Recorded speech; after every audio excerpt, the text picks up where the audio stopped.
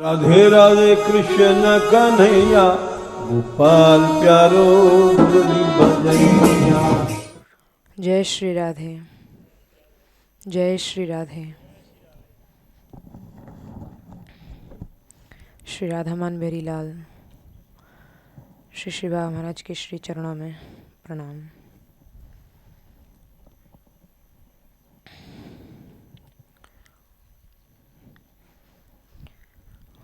आज क्रम में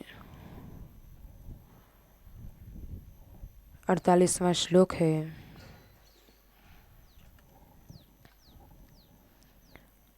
जिसमें श्री राधा रानी के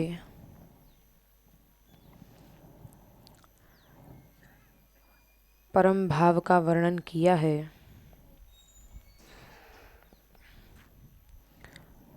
श्री राधा रानी एकांत निकुंज में विराजी हुई हैं। श्याम सुंदर निकट ही हैं, लेकिन प्रेम वैचित्री की ऐसी अवस्था है कि उस विरह को दूर करने के लिए श्री राधा रानी अपनी वीणा पर अपने प्रियतम के गुणों का गान कर रही हैं। वीणाम करे मधुमतीम मधुर स्वरांताम आदाय नागर श्रोमणि भाव लीलाम गायन्त्यहो दिन मपारमवाश्रु वर्षैर दुःखान्यहंत सा हृदि मेस्तु राधा। मधुर स्वर वाली जो वीणा है, जिसका नाम मधुमती है, अपनी इस मधुमती नाम की वीणा को लेकर और करकमलों से उठाकर प्रियतम चतुर शिरोमणि की प्रेममयी लीलाओं का गान गाती रहती हैं। और प्रियतम के गुणों का गान करते करते लगातार अश्रु प्रवाह करके श्री जी अपने दिन को व्यतीत कर रही हैं। ऐसी भाव विवला राधा रानी हमारे हृदय में निवास करें। यहाँ श्री जी के जो स्वरूप का, उनके भाव का जो वर्णन किया है, वह एकांत रस,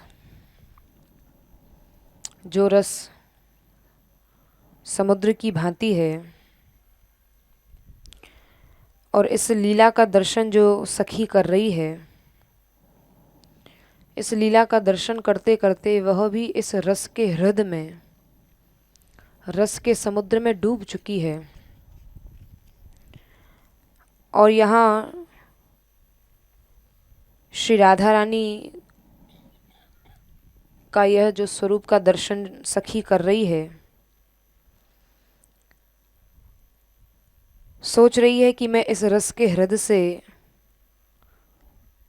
न निकलना चाहती हूँ, न निकल सकती हूँ। ऐसी स्थिति हो चुकी है। यह जानकर ही वात्सल्यवश स्वामिनी जी ने जब सखी की स्थिति देखी, तो वात्सल्यवश श्री स्वामिनी ने और लीला का प्रकाशन करके मानो वो सखी को ऊपर निकाल लिया है। तब वे कहती हैं, अह गायन्त्य हो। तो इसका मतलब क्या? यहाँ श्री जी जो पुकार रही हैं श्याम सुंदर को, हे श्याम सुंदर कहकर, तो इसका अर्थ कष्ट है क्या? यानी श्री जी को कोई कष्ट है यह लीला जो श्री जी की हो रही है? तो यहाँ इसका अर्थ कष्ट नहीं है। वह सखी कह रही है, वे राधा मेरे हृदय में हो। कैसी राधा हैं? जो श्री राधा रानी मधुनमती नाम की वीणा को हाथ में लेकर नागर शिरोमणि की भाव लीला को गाती हुई, गायन्त्य हो, श्याम सुंदर की लीलाओं को गा रही हैं। तो यह आश्चर्य प्रकट कर रही हैं। आश्चर्य क्यों प्रकट किया जा रहा है? आश्चर्य इसलिए प्रकट कर रहे हैं कि अभी तक तो ऐसा देखने में आता था कि श्याम सुंदर ही विरह अवस्था में श्री जी का गान करते हैं, श्री जी की लीला का गान करते हैं, श्री जी को पुकारते हैं। लेकिन ये कैसी विचित्र लीला है कि यहाँ श्री राधा रानी जो हैं वो नागर शिरोमणि की भाव लीला को गा रही हैं, तो इसलिए यहाँ यह आश्चर्य रूप में बताया गया है। और उनका दिन जो है वो अश्रु प्रवाह के कारण अपार सा हो रहा है, यानी एक एक क्षण भी अनंतानंत युगों के समान व्यतीत हो रहा है। तो यहाँ ये दुख जो प्रकट किया है यह वस्तुतः कष्ट नहीं है, यहाँ आश्चर्य के रूप में सखी कह रही है, ऐसी श्री राधा मेरे हृदय में स्फुरित हों। श्री राधा रानी जिस वीणा पर श्याम सुंदर के गुणों का गान कर रही हैं, श्याम सुंदर का गान कर रही हैं, यहाँ पर ताम वीणा अर्थात उस वीणा को कहने का जो तात्पर्य है वो पहले के श्लोकों में इस वीणा का वर्णन आ चुका है, पूर्व में निर्दिष्ट है। और ऐसी वो वीणा है जो अनिर्वचनीय स्वरूप वाली है, जिसका वर्णन नहीं किया जा सकता, कैसा उसका स्वर है। अब जब श्री राधा रानी ने उसको अपने कर कमलों में पकड़ा है, श्री राधा रानी ने उस वीणा को श्याम सुंदर के गुणों का गान करने के लिए चयनित किया है, तो सच में वह कैसी अद्भुत वीणा होगी, उसका कैसा सौभाग्य होगा, उसको कोई वर्णन किया ही नहीं जा सकता। स्वयं श्री राधा रानी ने वो अपने हाथ में पकड़ रखी है। तो यहाँ सखी जो है वो अपने मन में रखा हुआ भाव प्रकट करती है, क्योंकि ये वीणा कोई साधारण नहीं है। जिस सभा में संकेत के कारण ये कभी कभी श्री जी इस वीणा को निकालती हैं, जब विशेष लीला का संपादन करना होता है श्री जी को, तब इस वीणा को निकालती हैं। और कभी कभी संकेत में श्याम सुंदर को कुछ कहना होता है तो इस वीणा के ऊपर गान करती हैं। तो जिस सभा में जिस संकेत के कारण और जिस बजाने के उत्कर्ष से उसका नाम मधुमती रखा गया है, यानी उसकी एक विशेष, उस वीणा के पास ऐसा सौभाग्य है, उसका ऐसा स्वरूप है कि उसके गुणों को देखते हुए उसका नाम मधुमती रखा गया है, वही उसका स्वरूप है। मधुमती ही क्यों रखा गया उस वीणा का नाम? क्योंकि मधु का अर्थ है मद या मादकता। वह मधु जिसमें है उस वीणा का नाम मधुमती है, वह मादकता उस वीणा में है। क्योंकि ये वीणा जो है जिसको श्री राधा रानी बजाती हैं, ये कोई साधारण नहीं है। इस लीला का बड़ा सुंदर रसिकों ने वर्णन किया है कि राधा रानी जिस समय विरह अवस्था में होती हैं तब तो यह बजाती ही हैं, लेकिन यदा कदा जब श्याम सुंदर को संगीत की जो गुरु है वो श्री जी ही हैं, तो जब संगीत विद्या का शिक्षण करना होता है श्री जी को, तो इसी वीणा पर बजाकर श्याम सुंदर को सिखाती हैं। बैठी हरि राधा संग कुंज भवन अपने रंग, कर मुरली अधर धरे सारंग मुख गाई। श्री राधा रानी कुंज भवन में बैठी हुई हैं और श्याम सुंदर ने अपने हाथ में मुरली लेकर और अपने ओष्ठों से पे रख के मुरली को सारंग गा रहे हैं। श्याम सुंदर सोच रहे हैं श्री जी विराजी हुई हैं, कैसे इनसे सीखने का अवसर मिले। मोहन अति चतुर सुजान परम चतुर गुण निधान, जान बूझ एक तान चूक के बजाई। अब श्री जी ऐसे तो सिखाएंगे नहीं, तो जान बूझ के एक तान श्याम सुंदर ने गलत बजा दिया। तो श्री राधा रानी जो है, प्यारी जब गयो बीन सकल कला गुण प्रवीण। श्री राधा रानी संपूर्ण कलाओं में निपुण हैं, वीणा बजाती हैं। प्यारी जब गयो बीन सकल कला गुण प्रवीण, अति नवीन रूप सहित वही तान सुनाई। श्री राधा रानी ने अपनी वीणा पर जिस पंक्ति को, जिस स्वर को, जिस तान को ऊंचा नीचा श्याम सुंदर ने कर दिया था, गड़बड़ कर दिया था, उसको श्री राधा रानी ने वीणा पर बजा के श्याम सुंदर को सिखाया कि इस प्रकार नहीं, ये इस प्रकार बजेगी। तो ऐसी वो वीणा है जिस पर श्याम सुंदर, जिसके माध्यम से सीखते हैं। अनेक पद हैं इस भाव के कि श्री राधा रानी इस वीणा को निभृत निकुंज में बैठकर बजाती हैं। नव निकुंज मंदिर में प्यारी पियही सिखावती बीना। और वीणा श्याम सुंदर को श्री राधा रानी सिखाती हैं। तान बंधान कल्याण मनोहर इत मन देहु प्रवीणा। लेती संभारी संभारी सुधर वर नागरी कहत फबीना। श्री विठल विपुल विनोद विहारी को जानत भेद कबीना। तो ये श्री राधा रानी की जो वीणा है, इसमें मधु जो है, मधुमती नाम इसीलिए रखा गया है। वह मधु जिसमें है उस वीणा का नाम मधुमती है। और इसमें तंबू में क्या है, इसके हर तंबों में मद्य भरा हुआ है। मद्य से मतलब यहाँ साधारण अर्थ में तो मद्य का एक जो स्वरूप है कि जो मदिरा पान करने वाला होता है वो एकदम नशा उसको आ जाता है, उसको यह भान भी नहीं रहता कि मैं कहाँ पड़ा हूँ। तो यहाँ ये मद्य से अर्थात कौन सा मद्य है, कौन सा नशा है? बोले ये जो वीणा है इसके स्वरों की मूर्छा के सुनने और बजाने वाला जो सुन रहा है और जो बजा रहा है, इसमें ऐसा मध्य है कि सुनने और बजाने वाले दोनों ही झूमने लगते हैं। ऐसी श्री राधा रानी की वीणा है। और इस वीणा का नाम मधुमती श्याम सुंदर ने ही रखा है, क्योंकि जब जब इस वीणा की ध्वनि श्याम सुंदर के कानों में पड़ती है तब तब श्याम सुंदर एकदम मत्त हो जाते हैं। और ये वीणा मधुर प्रिय और मीठे स्वर वाली भी है। स्वर कौन कौन से हैं? षडज ऋषभ गंधार मध्यम पंचव धैवत। वीणा करे मधुमती मधुरा स्वरामताम। श्री राधा रानी के हाथ में जो वीणा है बड़ी मधुर स्वर वाली है। पंचम धैवत और निषाद और उदात्त अनुदात्त स्वरित, यह सब स्वर इससे प्रकट होते हैं। क्योंकि मत वाले लोग देखा गया है जिनको जो संगीत में जिनका बड़ा प्रेम होता है और वो एकदम जो संगीत में डूब जाना चाहते हैं, वो लोग भी हाथ में प्याला लेकर गाते हैं और मद्य पीते हैं।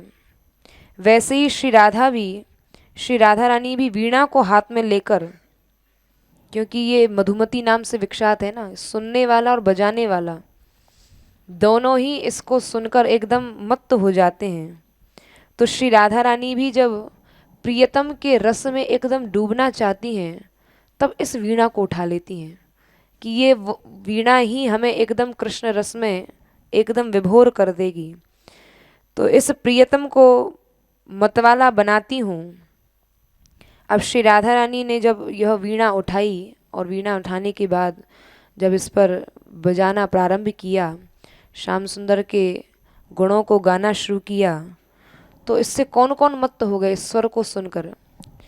श्री राधा रानी के वीणा से निकले हुए जो स्वर हैं वो सखी जनों को मदमत्त कर देते हैं। श्री राधा रानी कहती हैं मैं स्वयं भी मत्त हो जाती हूँ। और इस विचार से हाथ में लेकर कि जो नागर शिरोमणि है, जो श्री कृष्ण हैं, जो मेरे संपूर्ण सभी इशारों को इंगितों को जानने वाले हैं, जो परम चतुर हैं और ऐसे चतुर हैं कि जिनको रसिक नायकों द्वारा प्रशंसनीय हैं, सेवनीय हैं, जब मैं ऐसे प्रियतम के गुणों का गान करती हूँ, जिस भाव के कारण उनको नागर शिरोमणि का पद प्राप्त हुआ है। अब देखो श्री जी वीणा पर क्या गान करती हैं, इसमें क्यों नहीं मध्य होगा, इसमें ये क्यों नहीं मधुमती इसका नाम होगा। श्री जी गाती हैं प्रीति की रीति रंगीलो ही जाने, यद्यपि सकल लोक चूड़ामणि दीन अपनों पो माने। वीणा पर केवल श्याम सुंदर के ही गुणों का गान करती हैं। अपने श्री मुख से गाती हुई नागरमणि के प्रति अपने भावों को इस वीणा पर प्रकट करती हैं। आदाय नागर शिरोमणि भाव लीलाम, भाव लीलाओं को प्रकट करती हैं। जो श्री जी के हृदय में हृदयगत जो भाव हैं वो इस वीणा के माध्यम से ऐसे इसके स्वर निकलते हैं कि श्री जी अपने अंतर्गत भावों को प्रकट करने में एकदम विवश हो जाती हैं। वो भाव रुक ही नहीं पाते हैं, ऐसे इस वीणा के स्वर हैं। और बारंबार श्री जी श्याम सुंदर के ही गुणों का गान करती हैं। जोई जोई प्यारो करे सोई मोए भावे, तो प्रिय के प्रेम के उत्कृष्ट की लीला को गान करती हैं कि कितना उत्कृष्ट है मेरे प्रियतम का प्रेम, कितना उच्च कोटि का है मेरे प्रियतम का प्रेम। यानी बारंबार श्री जी इस वीणा पर केवल और केवल श्री ठाकुर जी के प्रेम का ही गान करती हैं। तो यहाँ जो भाव शब्द दिया गया है, भाव लीलाम, भाव लीलाम का बड़ा सुंदर यहाँ टीकाकार ने अर्थ प्रकट किया है कि ये जो भाव लीला श्री जी गाती हैं, भाव लीला का मतलब श्री राधा रानी श्याम सुंदर में कितनी आसक्त हैं, उस आसक्त भाव को श्री जी गाती हैं। क्योंकि यहाँ पर एकदम विपरीत हो गया। देखा जाता है कि श्याम सुंदर श्री राधा रानी में आसक्त हैं और श्री राधा रानी उनकी आसज्य हैं, लेकिन यहाँ पर श्री राधा रानी श्याम सुंदर में आसक्त हो गई हैं और वही भाव लीला है जो श्री राधा रानी आसक्त होकर उन भावों को प्रकट कर रही हैं। रसम राधायाम अभजति किम भावम व्रजमसौ, यह श्रीमद् राधा सुधा निधि के श्लोक में कहा है कि स्वयं रसिक शेखर, कौन से रसिक शेखर, जो ब्रज की प्रीति का विषय है, संपूर्ण ब्रज जिनसे प्रेम करता है, और रसिक शेखर होते हुए भी श्री राधा रानी के लिए जो रस का विषय है, लेकिन श्री राधा रानी भी अपने भावों को, अपने को गौण समझते हुए और श्री ठाकुर जी के श्याम सुंदर के ही भावों को प्रकट करती हैं। और उस लीला को गाते हुए श्री राधा रानी गान कर रही हैं कि वो कौन से श्याम सुंदर जिनके प्रेम के सामने मेरा भी प्रेम कुछ नहीं है, जिनका प्रेम मेरे लिए ऐसा है कि मुझको प्रसन्न करने के लिए श्याम सुंदर कुंज में शयन की सज्जा बिछाते हैं, मार्गों पर पल्लव के आसरण कोमल पत्ते बिछाते हैं। वो श्याम सुंदर के मेरे प्रति कैसा प्रेम है, जो मेरे चरणों में महावर लगाते हैं, सखी वेश धारण करते हैं, केशों का श्रृंगार करते हैं, वेश और अलंकारों की रचना करते हैं, वो सब कुछ मेरे लिए ही तो करते हैं। कैसा प्रेम है। यहाँ पर श्री जी श्याम सुंदर के इन लीलाओं को प्रकट करते हुए, अपने प्रेम को गौण बताते हुए श्याम सुंदर के प्रेम को उत्कृष्ट बता रही हैं कि श्याम सुंदर का प्रेम मेरे प्रेम से कहीं कितना उत्कृष्ट है कि वो मेरे सुख के, मेरे को प्रसन्न करने के लिए सब कार्य करते हैं। तो श्री राधा रानी इस प्रकार अपने भाव को गौण बताकर और अपने प्रियतम के गुणों का उत्कर्ष सूचित करने वाली ऐसी लीलाओं का गान कर रही हैं। और इस प्रकार लीलाओं का गान करते करते उस मधुमती वीणा पर एकदम श्री जी विह्वल हो गई हैं, एकदम उस लीला में खो गई हैं, तन्मय अवस्था को प्राप्त हो गई हैं। एक तो वीणा ही अत्यंत मादक है, श्री राधा रानी की वीणा में ही अत्यंत मादकता है, और उससे भी अधिक मादक आसक्त लीला का गान श्री जी कर रही हैं। जो लीला का गान कर रही हैं श्री जी वो अत्यंत मादक है। उससे भी अधिक मादक अपने प्रियतम के प्रेम रूपी सौभाग्य का उत्कर्ष है। तो अब यहाँ जब ऐसी एक के बाद एक मादकता है, श्री जी की वीणा ही मादकता भरी हुई है, उसका नाम मधुमती है। श्री जी जिस लीला का गान कर रही हैं वो भी अत्यंत मादकता से भरी हुई है। श्री जी प्रियतम के प्रेम रूपी सौभाग्य का उत्कर्ष का गान कर रही हैं, वो अत्यधिक मादकता से भरा हुआ है। तो यहाँ इतनी सारी बात एक साथ होने पर वैचित्र्य में क्या संदेह है, क्यों नहीं श्री राधा रानी को यहाँ प्रेम वैचित्री का दर्शन होगा। तो इस प्रकार नागर शिरोमणि की भाव लीला का गान करते करते श्री राधा रानी एकदम बेईमान सी हो गई, वैचित्र्य अवस्था को प्राप्त हो गई। जैसे सूर्योदय से दिन हो जाता है, जब सूर्योदय होता है तो बड़ा सुंदर उदाहरण दिया है कि जब श्री राधा रानी ऐसी गाते गाते एकदम प्रेम वैचित्री की अवस्था को प्राप्त हो गई हैं, तो अब उनको उस प्रेम वैचित्री की अवस्था से निकाले कौन। अब वहाँ एकदम ऐसी विचित्र अवस्था श्री जी की हो गई है कि उस प्रेम के सिंधु में ऐसा डूब गई हैं। अब कैसे उनको निकाला जाए, अब कैसे वहाँ प्रातः हो, कैसे सूर्य का उदय माना जाए। तो यहाँ इस प्रकरण को बड़े सुंदर श्री जी के इस भाव को, इस दृश्य को बड़ा सुंदर समझाया गया है यहाँ परिभाषा प्रकरण से समझाया गया है, संकेत दिया गया है कि जैसे लंपट लव निवेश अंतरते अल्प कल्प सत सात, यहाँ पर इसी के समान गान के समय में प्रियतम की कभी निमेष भर के लिए, जब श्री राधा रानी को एक निमेष भर के लिए भी विरह होता है श्याम सुंदर का, तो उस विरह में ही निमेष या क्षण मात्र का समय भी बहुत बड़ा दिन सा प्रतीत होने लगता है श्री जी को। ऐसा लगता है न जाने कितने दिन व्यतीत हो गए, कितना बड़ा दिन हो गया। और वह प्रेम की ऐसी अवस्था हो जाती है कि प्रियतम पास ही बैठे हैं, निकट ही हैं। प्रियतम के समीप रहते हुए भी प्रेमासक्ति का ऐसा स्वरूप हो गया है, गायन्त्य हो दिन मपार मिवाश्रु वर्षे, कि वह दिन भी अनेकानेक वर्षों के समान श्री जी का दुख में व्यतीत हो रहा है। और ऐसा प्रेमासक्ति का ऐसा स्वरूप हो गया है श्री जी का कि जिसमें अपने आसज्य भाव यानी प्रेम का विषय होने की स्थिति को भूल गई। अब यहाँ श्री जी यह भूल गई हैं कि मैं श्याम सुंदर की आसज्य हूँ और श्याम सुंदर मेरे में आसक्त हैं। यह भूलकर श्री जी श्याम सुंदर में आसक्त हो गई हैं और श्याम सुंदर उनके आसज्य हो गए हैं। यहाँ उल्टा हो गया है। और इस प्रकार अश्रु प्रवाह के साथ, हा प्रिय, हा प्राण वल्लभ, तुम कहाँ गए, तुम मुझे क्यों छोड़ गए, इस प्रकार श्री राधा रानी प्रलाप करती हुई प्रिय भाव को प्राप्त हुई दुख से उस वैचित्य के समय में, और उस वैचित्य के दिन को बड़े ही अपार कष्ट से बिताती हैं। सखी इस स्वरूप का दर्शन करते करते और श्री राधा रानी के मुख से इन वचनों को सुनकर मन में यह इच्छा प्रकट कर रही है कि हे श्री राधा मेरे हृदय में कब स्फुरित होंगी।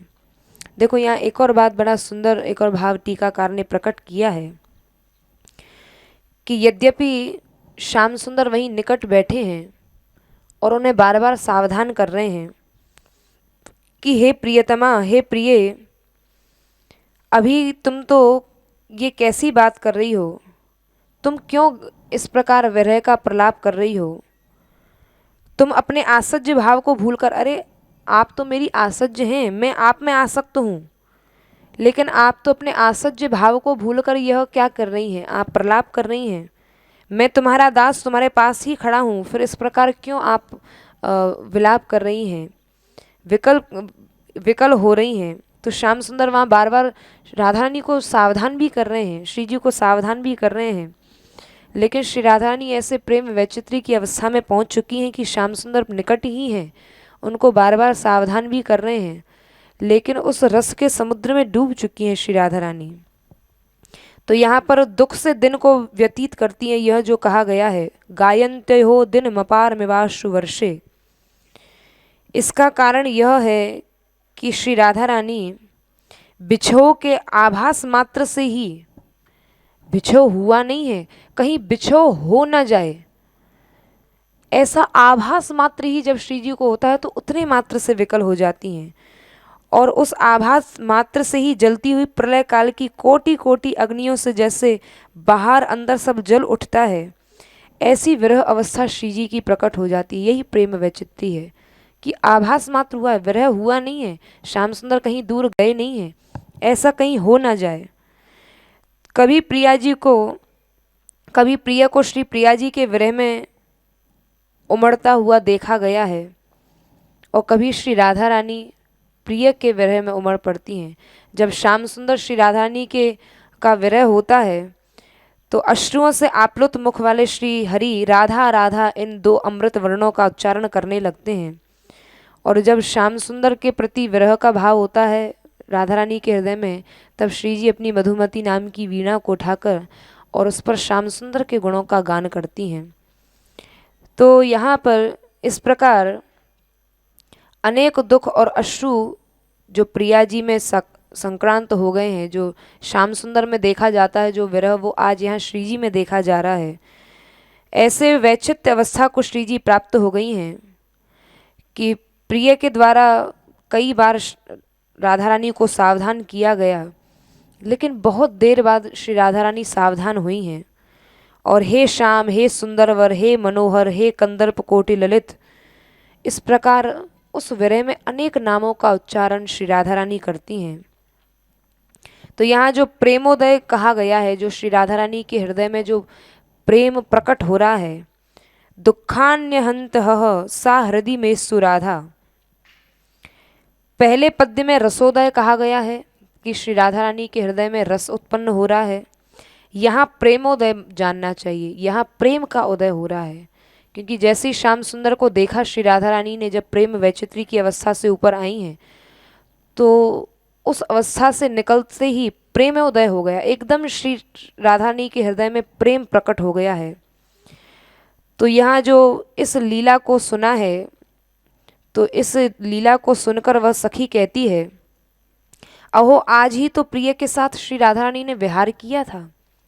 ये अभी अभी मैं कैसा विरह देख रही हूँ, आज ही तो श्री श्याम सुंदर के साथ विहार किया है, अभी तो इतनी प्रसन्न थी और अभी अभी गाते गाते वीणा पर श्याम सुंदर का गुणगान करते करते ये कैसे वैचित्र अवस्था को प्राप्त हो गई हैं। बड़े आश्चर्य की बात है। यह सखी जो है बाहर निकुंज के बाहर बैठे बैठे इन लीलाओं का श्रवण कर रही है, और जैसे ही श्री राधा रानी वीणा पर गाते गाते और एकदम प्रेम वैचित्री की अवस्था में हा मोहन, हा मनोहर, इस प्रकार जब पुकार रही हैं, तो इस अवस्था में वाक्यों की विकलता को सुनकर सखी कहने लगी कि अह बड़े कष्ट की बात है, ये अभी अभी में श्री जी को क्या हो गया। ऐसी प्रेम और रस की मूर्ति श्री राधा मेरे हृदय में हो, हृदय में तो वे सदा हैं ही, सदा विराजित हैं, लेकिन यहाँ पर प्रेम सरोवर में, यहाँ पर सखी जो है श्री राधा रानी के वचनों को सुनकर और श्याम सुंदर और श्री राधा रानी के उस लीला काल के उन वचनों को सुनकर वह प्रेम के समुद्र में डूब चुकी है। तो यहाँ एकदम डूब जाने के कारण प्रेम वैचित्री के जब वचन उस सखी के कान में पड़े, तो उसको एकदम उस समुद्र से निकली कि अरे यह अभी अभी तो इस रस में मैं डूबी और अभी अभी कैसे ये विरह श्री जी को हो गया। तो यहाँ पर श्री राधा रानी के रूप का कभी विस्मरण ना हो, क्योंकि यहाँ श्री राधा रानी को जो विरह हुआ है, तो यहाँ पर अपने सखी जो है अपने श्री राधा रानी के स्वरूप का मैं कभी विस्मरण ना कर पाऊँ, तो इसलिए बड़े सावधानी पूर्वक फिर से बैठ गई कि कहीं श्री राधा रानी के स्वरूप का मुझे विस्मरण ना हो जाए। श्री राधा के रूप का तो कभी विस्मरण न हो, इसलिए यहाँ तक अपनी सावधानता की पराकाष्ठा की आशंसा की गई है कि कहीं श्री राधा रानी के लीला में ऐसी मैं डूब जाऊं कि उस स्वरूप को कहीं भूल ना बैठूं। तो इसलिए कभी कभी उस रस में डूब जाती है और श्री राधा रानी के मुख से निकले हुए प्रेम वैचित्री के उन शब्दों को सुनकर फिर से बाहर निकल आती है, फिर से श्री राधा रानी के स्वरूप का स्मरण करती है। तो इस प्रकार बाहर निकुंज द्वार पर बैठी हुई कभी उस रस में, वो रस क्या है, वो रस वही है जो श्री राधा रानी अपनी वीणा पर बजा रही हैं। तो उसमें कभी डूबती है, कभी निकलती है, फिर कभी श्री जी के स्वरूप का स्मरण करती है, फिर कभी उस प्रेम वैचित्री के स्वरूप का दर्शन करती है। तो इस प्रकार श्री जी के उस स्वरूप का सदैव मैं दर्शन करती रहूं, सदैव ऐसा स्वरूप श्री राधा रानी का मेरे हृदय में स्फुरित होता रहे, ऐसा वह सखी कामना करती है। दुखान्य हंत सा हृदय में सुराधा। ऐसी श्री राधा, कौन सी राधा, जो सदैव श्री राधा श्याम सुंदर के गुणों का गान करती हैं और सदैव श्याम सुंदर के प्रियतम के भाव में सदा लीन रहती हैं। ऐसी श्री राधा रानी हृदय में सुराधा, ऐसी श्री राधा मेरे हृदय में स्फुरित हों, प्रकट हों, यही मेरी भावना है। जय श्री राधे। श्री राधा मन बिहारी लाल श्री श्री बाबा महाराज के श्री चरणों में प्रणाम। अन्योन्य हास परिहास विलास केली वैचित्र जिमृत महारस वैभवेन वृंदावने विलसता अपहृतं विदग्धद्वन्द्वेन केनचिदहो हृदयं मदीयम्। श्री युगल सरकार का जो विलास रस है उसका वर्णन इस श्लोक में ग्रंथकार ने किया है। परस्पर के हास परिहास से युक्त रसमयी क्रीड़ा वैचित्री से उच्छृंखलित महारस के वैभव से भरी हुई लीला करने वाले जो चतुर शिरोमणि युगल हैं, उन्होंने मेरा चित्त हर लिया है, ऐसा यह सखी भाव व्यक्त कर रही है। केन चिदहो, यहाँ जो ये अहो शब्द है आश्चर्यवाचक है कि किसी चतुर युगल ने मेरा मन हर लिया है। किसी से तात्पर्य है जिसने मन हरा है, वो अनिर्वचनीय है, उसके विषय में कुछ कहा नहीं जा सकता। तो क्या इसके पहले इस सखी का मन युगल में नहीं था? तो कहते नहीं, मेरा मन उनमें पहले से ही रह रहा था। मेरा मन जिसमें वो स्वयं पहले से ही रह रहे थे, और विहार के समय द्वार पर खड़ी रहकर भावनामयी होकर मैंने उस युगल को अपने जिस हृदय में धारण किया था, किंतु उस समय मुझे ये ज्ञान बना हुआ था कि ये मेरा मन है, ये मेरा चित्त है। किंतु अब श्री वृंदावन में कुंज निकुंज में विलास करते हुए श्री युगल सरकार ने इस तरह से उन दोनों ने मेरा मन हर लिया है कि अब मुझे यह भी भान नहीं है कि यह मेरा मन है, यह मेरा चित्त है। उन नित्य विहारी युगल का अनुसरण करता हुआ यह मेरा मन अब मुझ में नहीं रहा। अर्थात मेरा मन जो पहले उनको ध्यान के द्वारा हर लेता था, आकर्षित कर लेता था, आज उन्होंने मेरे मन को हर लिया है। इसलिए मैं उन्हें विदग्ध या चतुर कह रही हूँ, क्योंकि ये चतुराई का ही कार्य है। किसी का कोई मन हर ले और जिसका मन हर गया हो उसे पता ही न पड़े, ये अत्यंत कोई चतुर व्यक्ति ही कर सकता है। यदि कोई भोला भाला व्यक्ति मन हरता, तो ये सखी अपना भाव व्यक्त कर रही है, यदि कोई भोला भाला व्यक्ति के द्वारा मेरा मन हरा जाता तो मेरे मन को मेरे पास लौटने की आशा रहती। पर ये ऐसे चतुर युगल हैं, इनके द्वारा मेरा मन हरा गया है कि अब इनसे तो मेरा मन लौट कर वापस भी आ सकता है, ऐसी मुझे आशा भी नहीं है। तो मेरी जो ये उक्ति है कि मेरा हृदय, जिसमें मैंने युगल को अपने हृदय में आकर्षित करके अपनी शक्ति का वर्णन किया था, जैसे अभी पूर्व पद्य में हम लोग सुन रहे थे, सा हृदय मेस्तु राधा। पूर्व पद्य में सखी का भाव था कि वो राधा मेरे हृदय में स्फुरित हों, पर यहाँ अब इस पद्य में उस अहंकार का भी निरसन हो गया। अब वह कह रही है कि उन श्री जी ने स्वयं ही मेरा मन हर लिया। वे स्फुरित हों, इसमें फिर भी अपनी शक्ति का कहीं ना कहीं द्योतन हो रहा है, प्रकाश हो रहा है, पर अब उन्होंने अपनी ओर से मेरा मन स्वतः हर लिया। तो यहाँ जो अपनी शक्ति जो पूर्व पद्य में सखी के द्वारा अभिव्यक्त हुई थी, यहाँ उसका भी निरसन हो गया, वह भी जाती रही।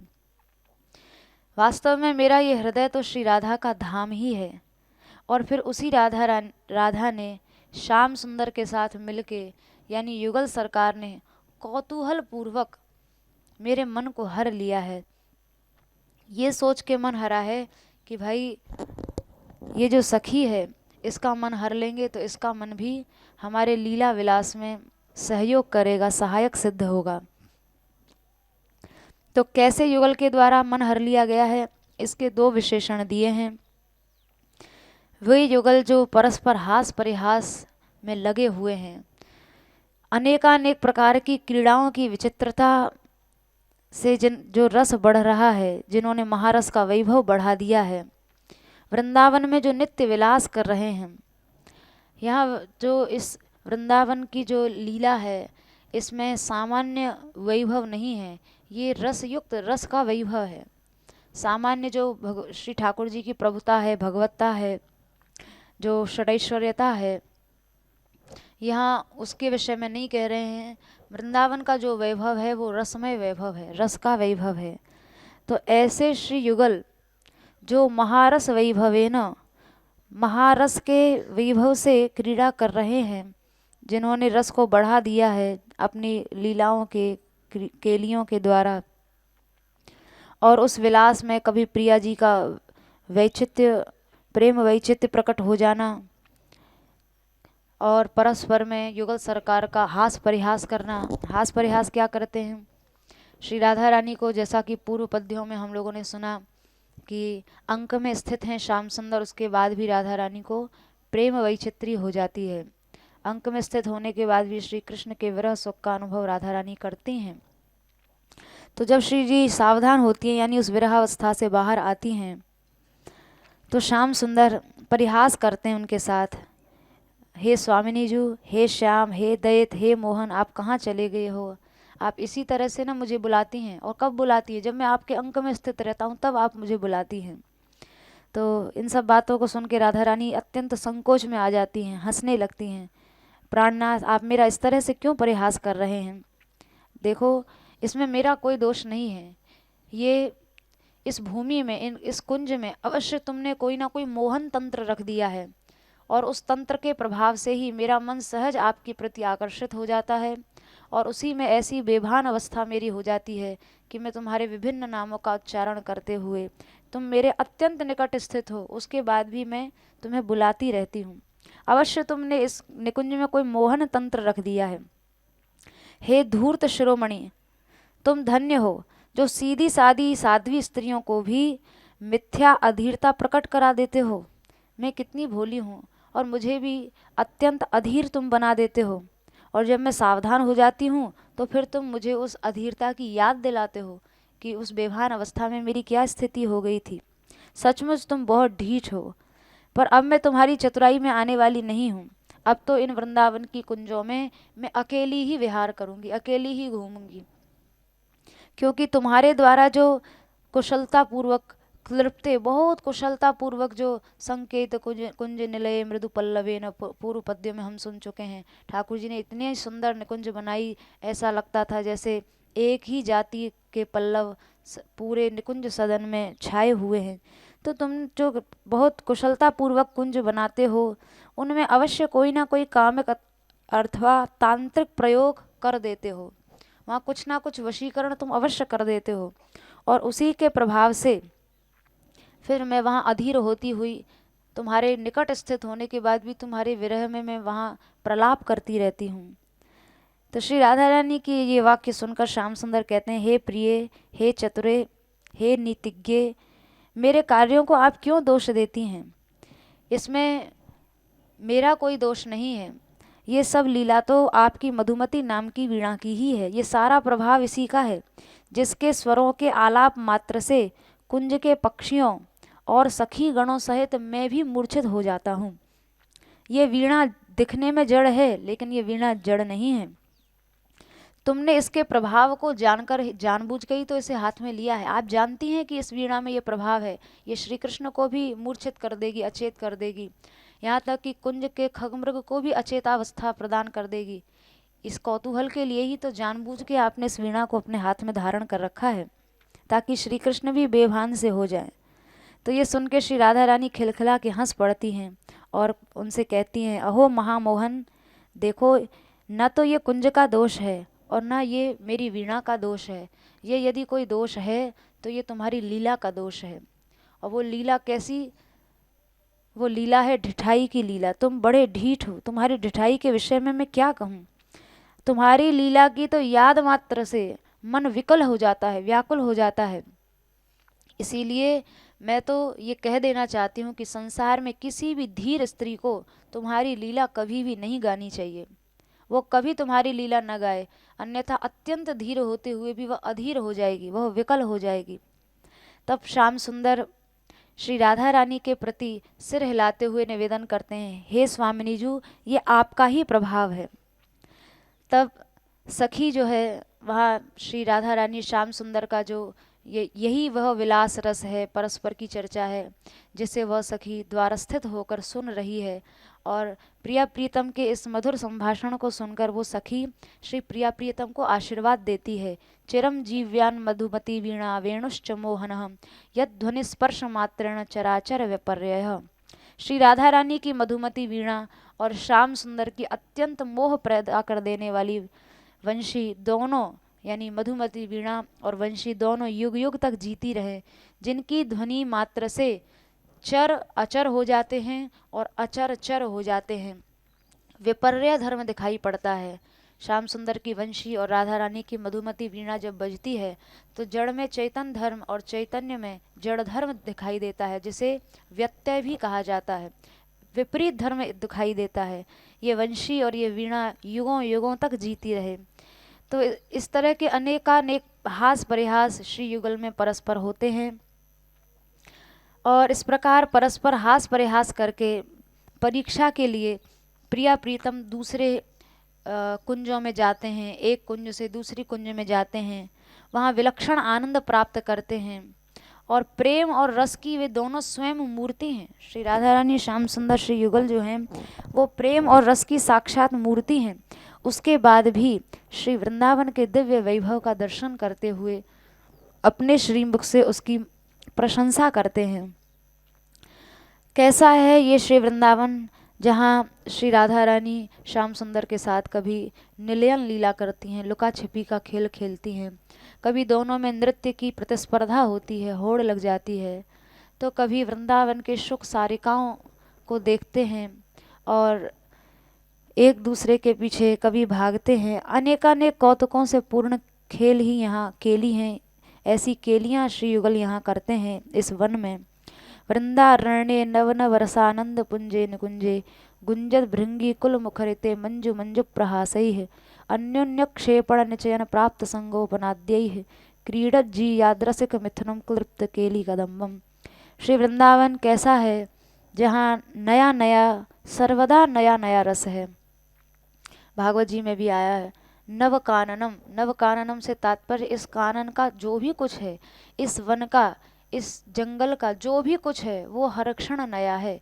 चाहे वो यहाँ ऋतु है, चाहे वो काल है, चाहे उनमें लगने वाले फल पुष्प हैं, पत्र हैं, शाखाएं हैं, ये सब हर क्षण नए हैं, हर क्षण नए। जैसे बसंत में नई नई, पतझड़ के बाद बसंत में नई नई कोपल वृक्षों में आती है। रसिकों ने एक पद में लिखा है कि श्री वृंदावन में 12 मास बसंत रहता है। 12 मास बसंत से तात्पर्य है यहाँ हर क्षण हर समय एक नवीनता है। तो नवीन नवीन रस और आनंद की कुंजों वाला ये श्री वृंदावन है, जहाँ भौरों का समूह गुंजार कर रहा है और मनोहर हास परिहास की कलरव से प्रतिध्वनित निकुंज हैं। एक एक वृंदावन की जो निकुंज है वो श्री राधा माधव के हास परिहास की जो सुंदर ध्वनि है उससे भरी हुई है। और आपस में श्री युगल जो कंदुक क्रीड़ा कर रहे हैं, एक दूसरे की ओर गेंद फेंकते हैं, पकड़ते हैं, उछलते हैं, छीन लेते हैं। इस तरह से अनेकानेक प्रकार के जो खेलों के समूह हैं, एकाध खेल नहीं, ऐसे अनेक क्रीड़ाएं करने वाले जो खिलाड़ी हैं, 2 खिलाड़ी श्री युगल सरकार, उन रसिक युगल की जय हो। तो इस तरह से रस के महान वैभव को इस प्रकार हास परिहास विलास क्रीड़ा के वैचित्र द्वारा प्रकाशित जिन्होंने किया है, वे युगल विलास करते हुए, वे श्री राधा माधव युगल सरकार जब विलास करते हैं तो मेरे मन को हर लेते हैं। तो 2 बातें हैं। एक तो सखी ने जो पूर्व पद में कहा कि मेरे मन में श्री राधा रानी, सा राधा वो राधा मेरे हृदय में स्फुरित हों, एक तो यह पक्ष है। अब इस श्लोक में वो सखी कहती है कि अब मेरे हृदय में स्फुरित होने की आवश्यकता ही नहीं रही, क्योंकि मेरे हृदय को ही उन्होंने हर लिया। हृदय को ही हर लिया तो अब हृदय में स्फुरण की आवश्यकता ही नहीं रही, क्योंकि हृदय तो अब चोरी हो गया। इस पूर्व पद्य तक ये मेरा हृदय है उसको भान था, लेकिन इस पद्य को देखकर सुनकर लगता है कि अब उसको ये मेरा हृदय है, ये मेरा चित्त है, उसको इस बात का भी भान नहीं है, इस बात का स्मरण भी नहीं है। तो ऐसे श्री युगल सरकार द्वारा उसका चित्त हर लिया गया है।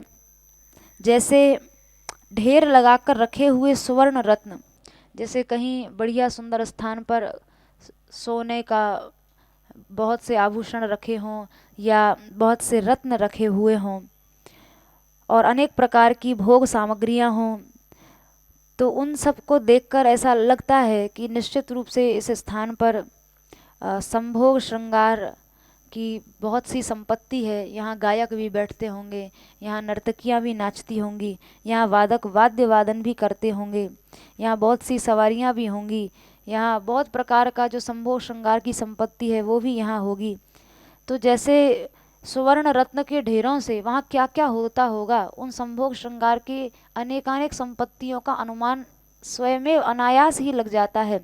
इसी तरह से महारस वैभव से भी, यहाँ जो श्री ग्रंथकार ने महारस वैभव, वैचित्र जंभित महारस वैभवेन, महारस वैभव शब्द का जो प्रयोग किया है, इस महारस वैभव शब्द से ही श्री युगल सरकार का आपस का, महारस का वैभव क्या है, आपस में नायक नायिका हास परिहास कर रहे हैं, विलास कर रहे हैं, अटखेलियाँ कर रहे हैं, केलियाँ कर रहे हैं, तो ये सब वैचित्र अपने आप घोषित हो जाता है।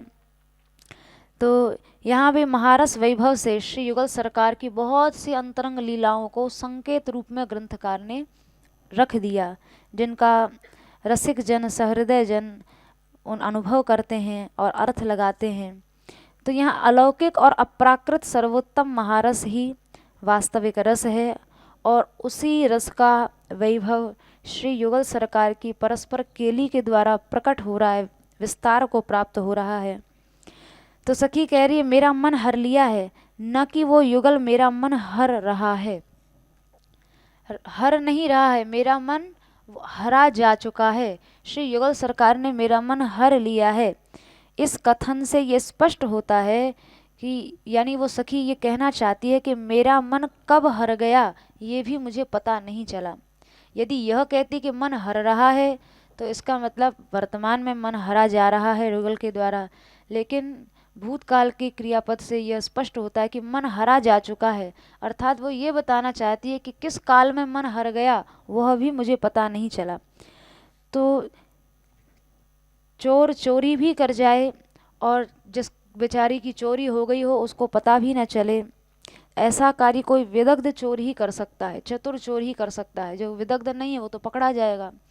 तो ये श्री युगल ऐसे विदग्ध चोर हैं कि हरण करने में इनकी ऐसी कुशलता है, ऐसा कौशल है कि कब मन हर लिया गया यह बात भी उस सखी को पता नहीं चली।